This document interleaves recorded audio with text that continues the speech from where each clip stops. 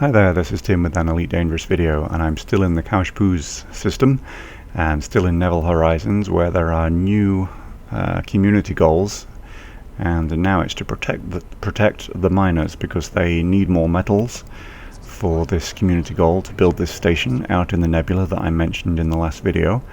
And I'm going to protect some miners in the local hazardous resource extraction site. And still playing in open. Commander Vok had a bounty here, just let him know. Basically, if he didn't run away, then I would start to consider to attack him. But he did run away.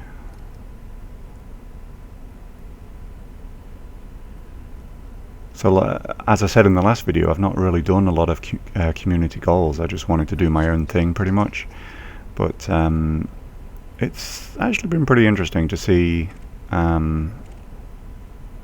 the community actually comes together and does these, and the earning potential is pretty high as well. You know, you can get a pretty huge bonus if you just do your ordinary gameplay in an area that Frontier has basically designed you to do so. And it brings a lot of human players together, as you can see on the scanner. Obviously, the main issue when there's a lot of human players around is that there tends to be a lot of what I call kill stealing, where you'll do most of the work and then they just finish them off and they get the credit for it. But it's just one of those things, really. There was a couple of times where someone accidentally hit me and then would profusely apologize in the chat and then run away, thinking that I was going to blow them up. But I'm not really that kind of a player. So I'm just going to show you a battle with an anaconda here. He's deadly, so this is a pretty good anaconda. You can see how my current Python fitting works against an anaconda as well, obviously.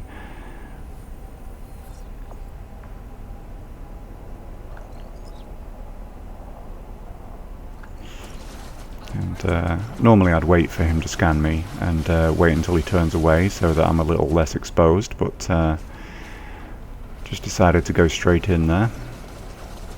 He's using a lot of chaff, so when he does that I have to basically deselect him so I can manually aim my guns. Obviously trying to look out for asteroids.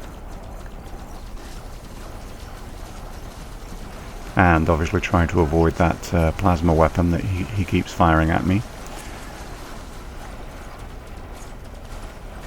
And another deselect there so I can keep firing on him. And he hit me with his plasma weapon there.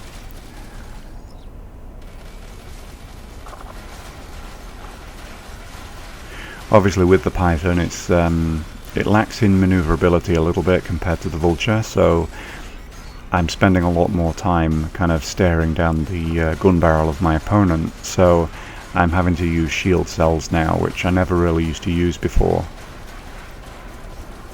And obviously a little bit of chaff as well.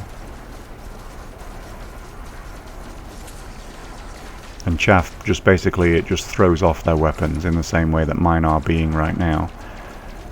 Unless I deselect, obviously, and then they just go, all guns fire straight forwards.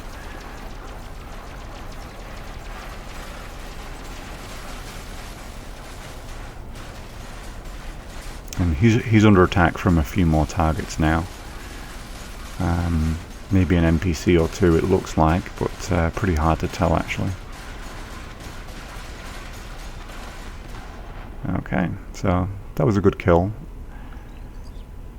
$250,000 credits, and yeah, I mean it was a successful effort all around, really. The community goal actually finished pretty early because they do finish either when it reaches the uppermost tier or when it runs out of days. And this one actually reached the uppermost tier very, very quickly.